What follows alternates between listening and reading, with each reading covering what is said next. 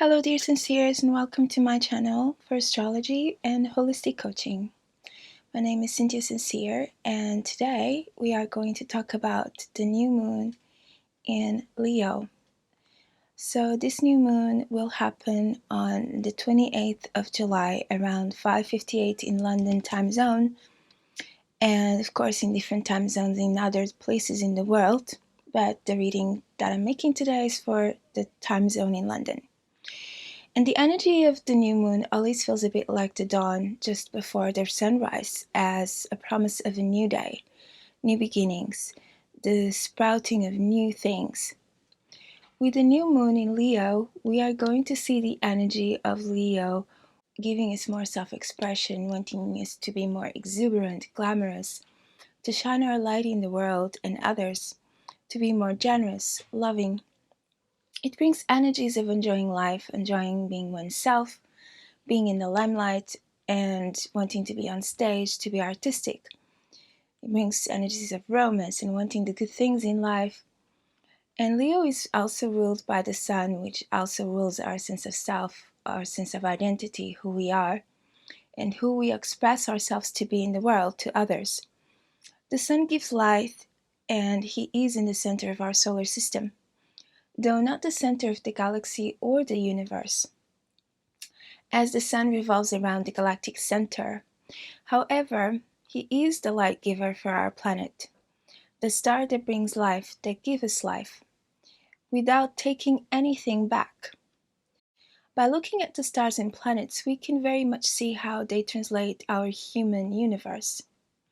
Leo is the king of the jungle, much like our sun is the king of our solar system. Yet at the same time, the sun itself concentrates much power, light, heat, and warmth, becoming the source of light for all the space around it.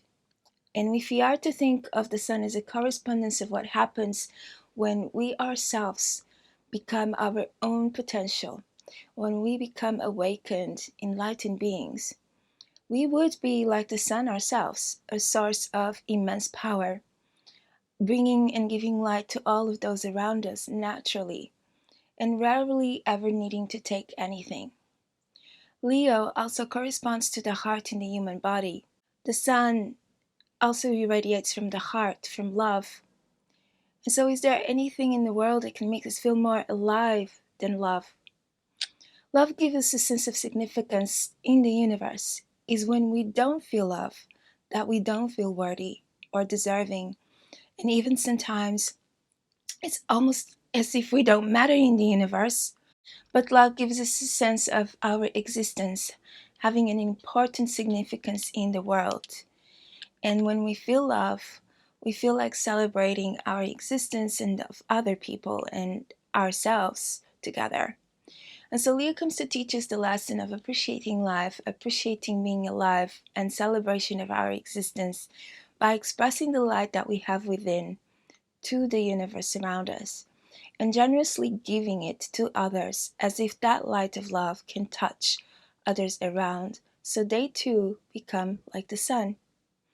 The themes we can see with this new moon will be speaking of passion, exuberance, joy of life, romance, love, creativity, artistic expression, having fun, celebrating life, parties, social gathering, of glamour, or making ourselves more glamorous, performing arts, music, theater, cultural events and people, celebrities, children, inner child, playing and hobbies, holidays, fun activities, sports, and it can even talk about taking risks, gambling, betting, and being independent, individualistic, standing on one's ground and right to be seen, to be heard, to be themselves.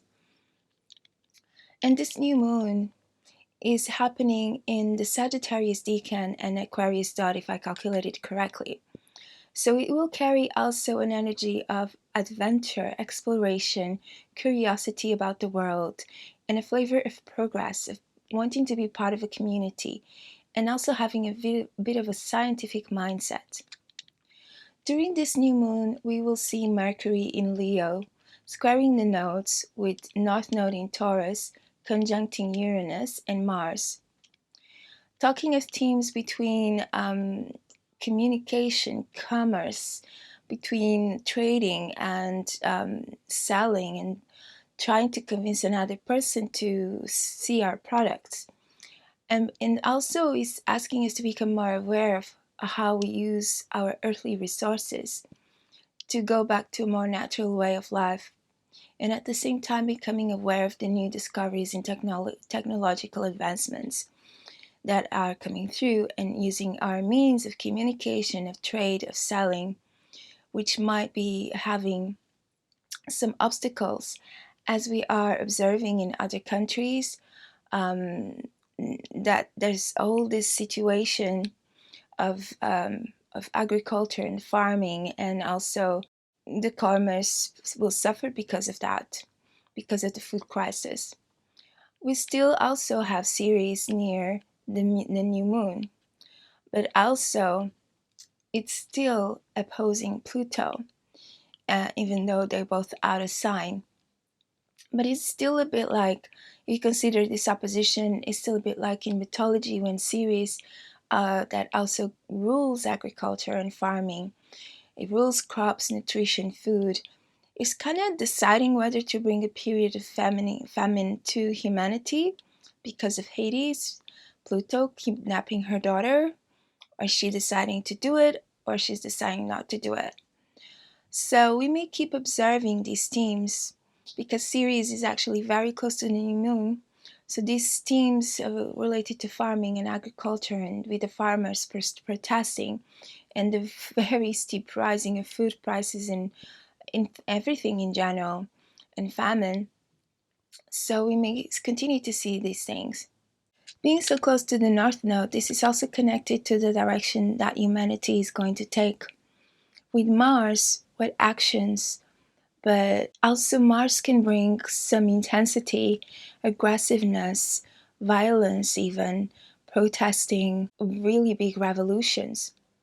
Uranus Mars tells us many times of the revolutionary times that were brought to us with violence, where people may react in a very aggressive manner and sometimes quite terrifying even.